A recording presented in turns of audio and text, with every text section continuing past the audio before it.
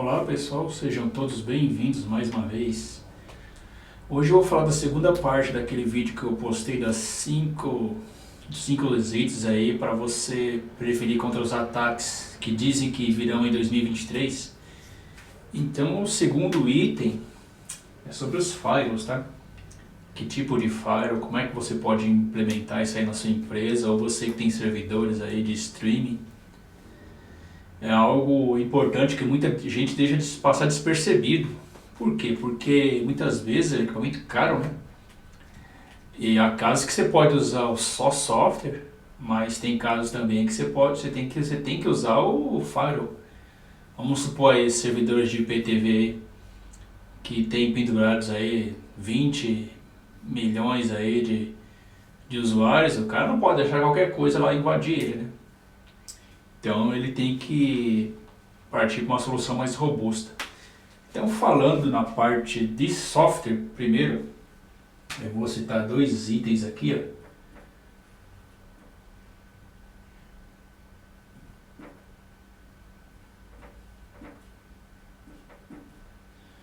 É o iptables do Linux. Isso daqui tem na todas as versões, distribuições do Linux. Eu trabalho especificamente com a versão Debian, tá? iptables nada mais é uma ferramenta de bloqueio e liberação. Você só precisa de uma CPU, no mínimo duas placas de rede, que uma vai receber a internet, tá? E a outra aí é a placa que vai para a sua rede interna, que aqui liga no switch, que tem as várias máquinas penduradas nele, estações, impressoras e por aí vai. O que o iptables faz então? Ele pode bloquear, ele pode liberar a porta, ele pode bloquear tudo se você der um comando lá, que eu vou passar os comandos, tá na descrição. Se der um final tudo drop, input, output e forward. Falando assim por cima, entrada, saída e a troca entre as placas. Se você colocar o drop, não vai funcionar nada. Ou seja, você vai bloquear tudo da sua rede. Não vai poder entrar nada, não vai poder sair nada, não vai poder fazer a troca de placa de rede. Em nada. Aí você fala, aí o que adianta isso? Tem muita gente que começa desse princípio aqui, tá? Ele bloqueia tudo e ele vai liberando as portas que a empresa usa. As padrões que a gente já conhece, que é a 21, a 80, a 443, a 22, que é para o SSH, no caso de rede interna, né? Tem a 587, que é a dos e-mails, a 110, isso daí. Então, quando o administrador bloqueia tudo, aí ele vai colocando regras para liberar a porta específica. No IPTV, tem uma porta aí que o administrador coloca para que o usuário possa conectar, fazer o checagem, o login e receber a transmissão. Aquele outro vídeo que eu falo para você, que tem muita gente aí que posta informação aí de qualquer jeito. Pede para o operador liberar todas as portas. Pergunta se o cara entende mesmo de IPTV, qual que é a porta? A porta que ele quer que libera, só isso. Aí ele vai, se a operadora estiver bloqueando mesmo, vai estar tranquilo. Mas geralmente não é isso não, o que está travando é outra coisa, servidor que não tem infraestrutura, é ruim e tal. Pode ser a operadora também, como eu sempre disse, mas é a última a ser analisada. Então, quando você implementa uma tecnologia assim por software, você administra, não é complicado isso aqui, tá? Aí depois você coloca outras funções aqui, ó, nas estações. Para controlar as estações, você coloca uma ferramenta chamada Squid, que ele monitora, ele vê os sites que a pessoa entra, os sites que não pode entrar, o consumo, o IP da máquina que está acessando tal site, por aí vai. Isso é um controle bem bacana, tá? Deixa em cache, deixa inclusive a parte interna mais rápida. O que você pode fazer aí para eu poder te ajudar? Você que não entende nada, mas você já pode começar o seguinte: você pega um computador, não precisa ser uma potência não. Hoje os Core i3 aí já dá conta de você fazer um ótimo firewall na sua empresa aí, se você está prestando serviço. Ou se você está começando agora na área, é uma boa oportunidade, viu? Para você começar a entrar no mundo de rede. Você coloca um servidor, instala o Linux com 2 placas de rede. Eu vou deixar o comando aqui, como que se compartilha. Você só precisa dar de 3 linhas, tá? E você tem que mexer no arquivo resolve.conf.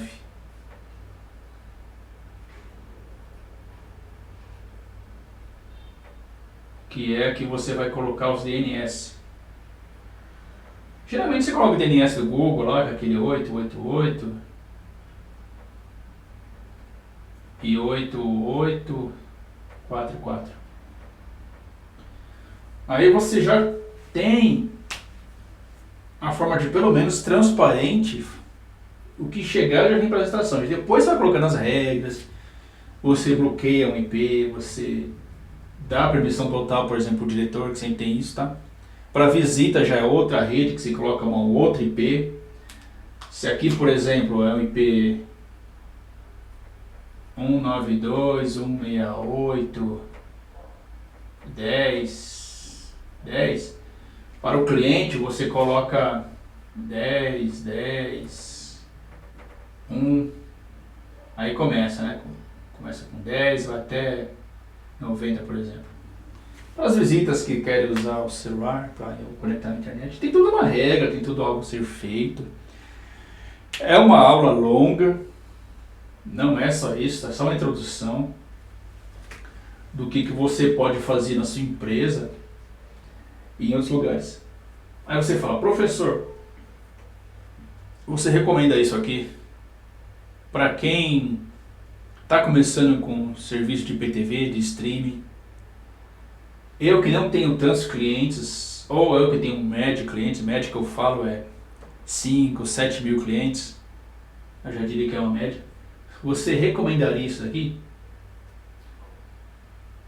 A princípio não. Por quê? Porque ele não é tão robusto como um firewall de hardware. Ele tem suas limitações, ele tem os seus recursos, mas ele não é tão seguro quanto um firewall. Só que a grande vantagem dele é que ele é gratuito, né? Você tem um software livre, você pode manipular à vontade, você pode criar regras quanto quiser. Isso dificulta a invasão. Se você tem algo pequeno, uma empresa aí com uns 20 estações, 50, você pode usar IPTV tranquilo, vai te ajudar bastante. Mas o firewall eu sempre recomendo por hardware. Eu vou explicar por quê, tá? Então, qual que é a diferença aí de um firewall por software, que foi o que eu expliquei por IPTVs, e um firewall por hardware? O firewall por hardware ele é muito mais robusto, ele é mais estável, ele tem regras específicas, ele é mais difícil de ser invadido. Não é impossível, mas torna o seu negócio muito mais difícil, muito mais complicado, bem configurado, de quebrar ele, de tentar derrubar, por exemplo, servidor de Samba, servidor de arquivo, servidor de banco de dados, que tem muito, servidor de IPTV, de streaming. Quando vocês têm um hardware, um firewall por hardware, a sua rede vai se tornando muito mais estável. Aí você fala: professor, quando que eu tenho que pôr uma solução dessa e quanto que eu tenho que pôr essa? Como eu disse, o software é para quem tem poucos usuários, tal, ele vai controlar. E não tem um custo, né? Porque tem um custo de equipamento lá, que você coloca uma estação de trabalho e você pode transformar no firewall. O hardware, ele já é caro. Eu diria que um equipamento aí Começa a partir dos R$ 4.000 eu pegando um da Fortinet ou Checkpoint. Tem um também que me falaram que é muito bom, Juniper. Firewall Juniper. Eu nunca trabalhei, mas disseram que ele é bom e tem um custo mais acessível do que esses aí. Quando você se fala de hardware, vai valores que variam de 4.000, acredite se quiser. Tem firewalls que custa 500 mil. 500 mil, isso daí é coisa para banco, para operações aí que faz milhares de transações aí por hora, por minuto, tá? É uma classe aí muito alta aí. Imagina mexer num firewall desse, né? Mas então vamos direto ao assunto. Você que tem um serviço aí de IPTV, então qual firewall que você deve escolher, você que usa serviço aí de IPTV, de streaming? Eu recomendo sempre o hardware, firewall por hardware. Por quê? Porque o volume é muito maior do que você estar num escritório lá atendendo 30, 40, 100 máquinas. Se você tem uma clientela aí que você passa aí de 100 mil, você não tem que pensar muito não. A questão é o seguinte, qual equipamento que eu vou colocar? Se é um de 4 mil vai dar conta? Se é um de 50, de 100? Como tem empresas que faturam e tem seus gastos, claro, eu acho que você não deve economizar nisso não, viu? Não sei se vocês já ouviram, até mesmo no ramo aí de IPTV, invadiram o servidor, caiu tudo, caiu o painel, caiu tudo. Acontece isso, ó. Acontece aqui, ó. Até desenhar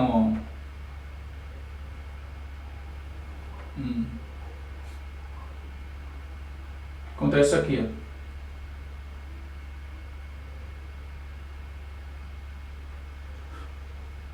Invadiram sim o seu sistema lá, que você compra lá os créditos e tal, derrubaram. Porque o cara, muitas vezes ele não investe até em software nenhum. Para ele é até mais vantajoso, mais trabalhoso eu diria, ele tem uma configuração pré-configurada, dá um boot na máquina e restaura todas as coisas, volta o backup. Não é ideal. O ideal é sempre ter um firewall para proteger essas coisas aqui.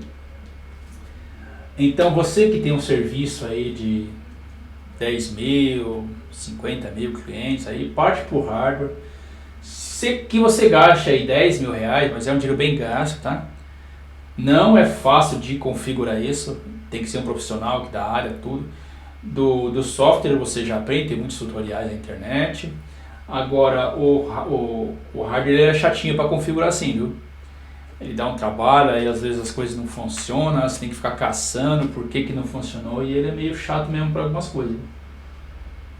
Mas ele pode ter umas regras interessantes, eles criam um VLAN, ele cria uma outra rede dentro desse equipamento, ele pode redirecionar os outros IPs lá, igual do IPTV também, né? Mas ele redireciona umas outras IPs para as visitas, para diretor e assim por diante. Então você aí que fica perguntando aí que tipo de firewall tem que se usar para evitar as quedas aí. Aliás, aí desse assunto aí que tá rolando aí, que o ano que vem vai começar a bloquear aí, que vai ter os ataques hackers aí para derrubar o serviço de IPTV. Eu não acredito muito nisso, que vão usar hackers para derrubar o serviço de IPTV. Eu, particularmente. Por umas outras razões aí.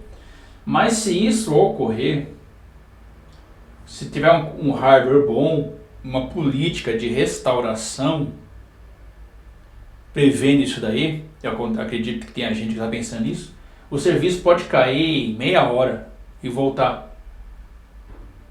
Porque aí é muito difícil o cara invadir e derrubar. Mesmo se ele invadir, a pessoa tem que administrar, tem que ter a política de restauro o mais rápido possível. Porque é muito cliente lá, muita gente assistindo. Aí tem a política lá de pagar incêndio. Então você que mexe aí com equipamentos e tal, você invista em hardware, que tem muita gente aí que o negócio vai pegar, tá? Essa é a segunda aula aí, a segunda dica aí que eu tenho para falar para vocês. Espero que eu tenha sido claro. Vocês podem comentar e escrever. Estarei à disposição, tá ok? Um forte abraço e até mais.